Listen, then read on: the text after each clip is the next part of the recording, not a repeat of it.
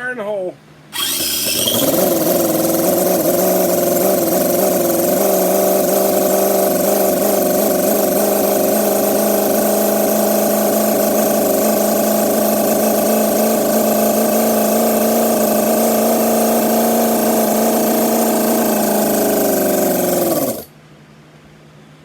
Out of fuel.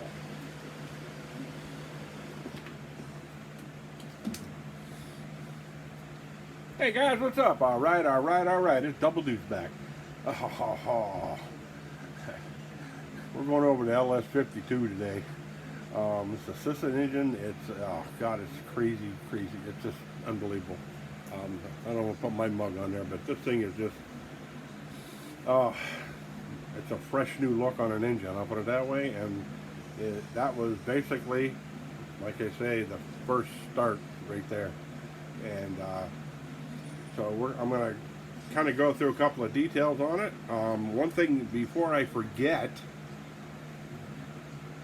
your Roven style 5B 5th scale clutches will bolt right on the back.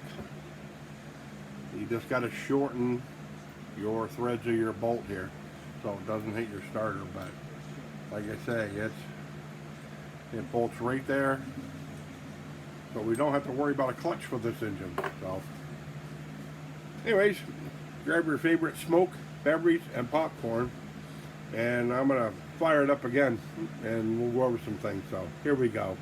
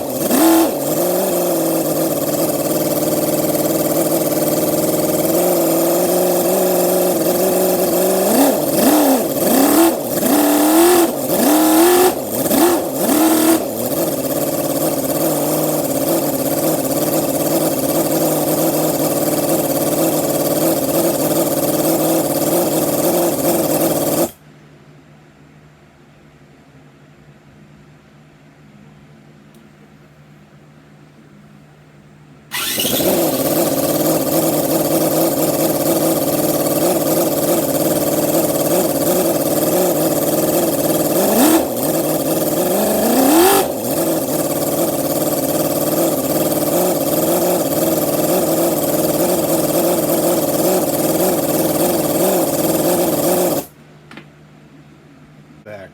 Oh, we're playing with the Cison LS52 today. Yes, I am super impressed over this engine. Just the details that went into the oiling system and the cooling system is, I mean, like, it was unbelievable. It's it's as close to the real engine that I could see. The only thing that I seen that had a externally, oiling system on it, which pulls it out of the pan and runs it through all the journals, clear up to the heads, into the rocker arms, and then back into the pan again. And the cooling system comes through the pump. It rolls through the block and the heads. It actually has cooling journal in the heads with steam holes in between your three offset of your four pistons. It is unbelievable. So, but I wanted to get that out there because it's not that I slept on this engine. I heard it was supposed to be phenomenal, and it is just phenomenal. I'll put it that way. Is it the best one out there for this size of an engine? I would say it's almost perfect. I mean, it's not, you're gonna find guys that'll say, oh, this or that, but when you're building something to this scale, just to have your coil packs on your heads, and it has a MCU ignition system here, and it has your temp gauge comes into this, which will run your temp gauge into your cooling system. Or you can, what I did is I stuck it on the very bottom of the radiator, in the fins towards this tank right here, so it would pick up the temperature of the tank. And it also has your readout here.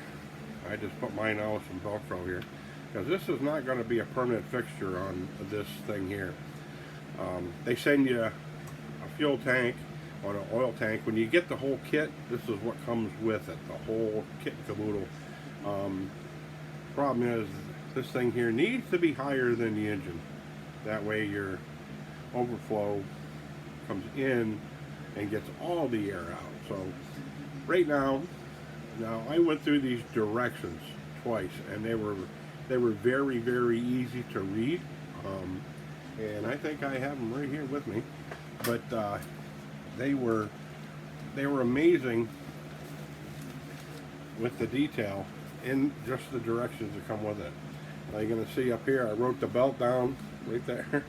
I always write the belt sizes down, but when you look in here, it gives you like super detailed things, like even to seal certain bolts in your cylinder head here, because they're open to the water jacket and they will leak.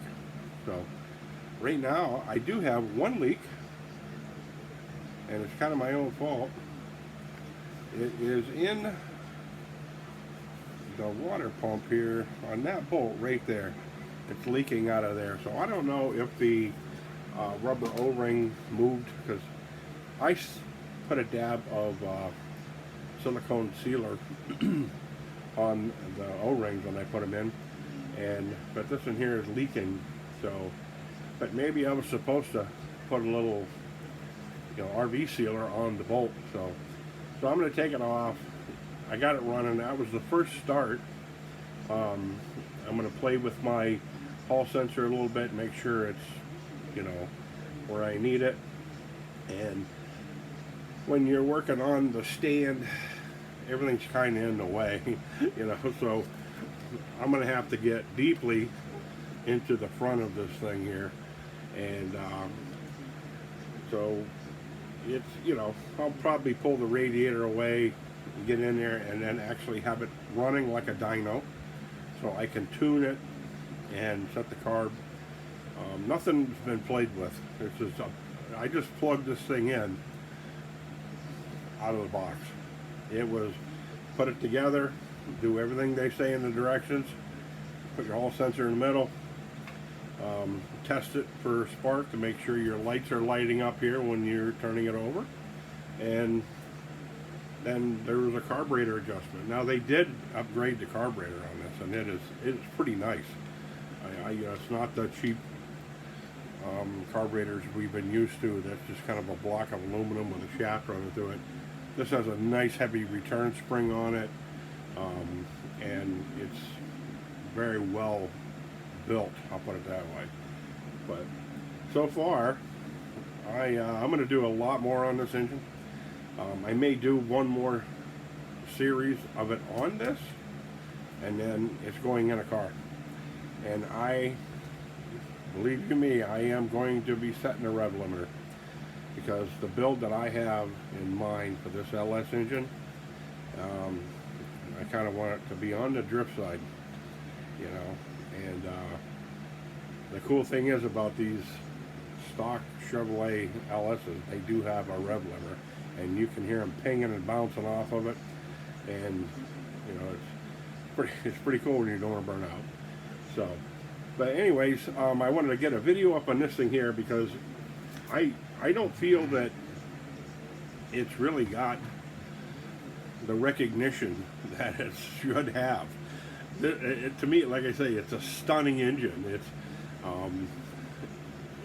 There's no distributor problems. There's nothing. If you just put it together and follow directions closely, double check everything you do, I don't think you're going to have any problems with this engine, because I mean, it's got rod bearings, you know, it's got main bearings, it's got oil journals in there that oil them. It's got a cross-drilled crankshaft, so oil gets through the crankshaft. It's just, you know, it's wild, but I wanted to like throw it up there and say, hey, if you guys are afraid of dipping into something like this, don't be, because out of all the engines, they keep evolving. I mean, you know, like I say, I can't, I have no crazy words. It's just cool, you know. Um, what what the V8 has evolved in from the Cison 44 to the Pro, you know, the Pro to the LS.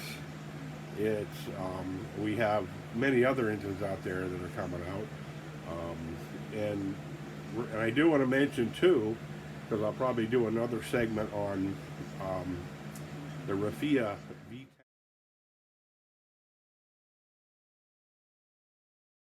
V10, the 150cc V10. I'll probably put that in a build. I'm going to have it for a while longer, and I do have an idea in my head for that one. And so, you know, when I get healed up here, this is definitely going in a build, and the V10 is going in a build. Now they do have a V12 version of that, and it's got 3 carbs on the top of the Rufia 150cc engine. And so, like I say, this one here, I am tickled. I'm just tickled with this one, and everything's like accessible, replaceable. The MCU unit, so far, I've not seen anything bad about those things. As long as you get your Hall sensor right, and you got your coil on plug set up here, so when it goes bad, you just replace these, you know, whenever they're done. But I mean, who knows about how long that's going to be. One thing you do have to do, you have to put some little electronic resistors in these things here, and it's pretty, you know, pretty meticulous. Setting your lifters in here is really important. Your rocker arms and stuff, they do give you all the stuff to measure your clearances for your rockers. They give you the wrench. Basically, other than that, you just need a little micro plane tip screwdriver to adjust them. Now that I fix that leak, and then I'm going to go in and readjust my valve train, because now it's, you know, after a few minutes of running, they start settling in. So, but anyways, guys, any questions or comments, man, throw them down there. I mean, I've been, you know, trying to catch up on everything, but hey, you know, it is what it is. This one here, I probably sound tired because I spent pretty much a late night on this, and just cruised through it while I had the steam to do it. So I'll be going to bed early tonight. But like I say, anywho, something like this you get at sterlingkit.com. So you can visit sterlingkit.com. I will put the link below. They have all kinds of like crazy stuff. They got upgrades now for the if you bought the Cison 44, they have a upgrade kit to make it the Pro. It comes with all the new stuff, you know, the coated pistons, the adjustable distributor, the carb that works with it, and I thought I see some cylinder heads on there with the seals. Now that's another thing on this. This has valve seals in it. You have to put them in. So when you get it, you have to take your cylinder head down, take all your valves and springs out of it, you know, set them in order, and then put your seals in. Now, the intake seal, there's a little lip on it, and they show you in the direction it has to go up. That one there I found to go in pretty simple, but this was the exhaust seal was a green rubber O-ring that had to go up in there and set in a little recess. And that one, I'll give you some advice. When you have a pattern, just stay on the roll. Don't stop. You go do that head, do the next head. Because what I was doing, I would do a couple at a time, and then I would, you know, take a break for a sec because I was tired, and then I come back, and it seemed like it was harder to fight the second time. So I just kept cruising through it. Once I had a system going, the seals went right in, threw the heads back together. And when you're doing your valves and stuff, make sure you get a big, like a Ziploc bag, like a gallon bag, work inside that. Because when that spring flies up, the little keeper on the top's gone. I mean, you're not going to find it, especially on a carpet or anything like that. And on top of it, there's a collar that sits in there. And it may look pretty good size here when you got the old cheaters on, and you know it looks huge when you're looking through this. But once it's on the floor somewhere, it's like the most minute circle ever. You know, it's so put them together in the plastic bag and take them apart in the plastic bag. Do everything here. Your valve seals you can do out, you know, but other than that. I wanted to get a video up this week. Now I know I've been behind. I didn't do one the last couple of weeks. I think I had some issues going on with my knee. The V12 Roadster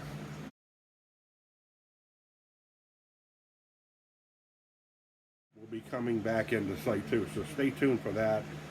I kind of had to stop on that for a while because of parts and things, and then this thing showed up, so you know I got a new girlfriend right here. And so we're going to be spending a lot of time together.